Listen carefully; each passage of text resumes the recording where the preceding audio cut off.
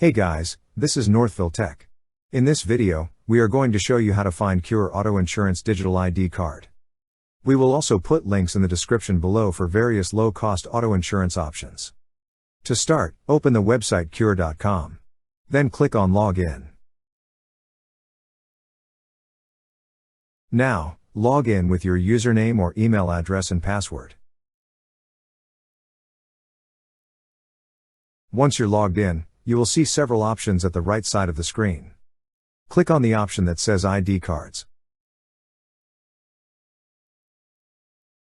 On this page, you will see a button that says Digital ID card. Click on Digital ID card. Now you can see the details of your digital ID card. That's how you find Cure Auto Insurance Digital ID card.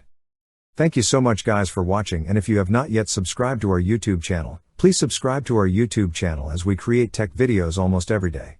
Also, check out our website northvilletech.com for great tech articles, and our recommended resources in the description below for various sign-up bonuses.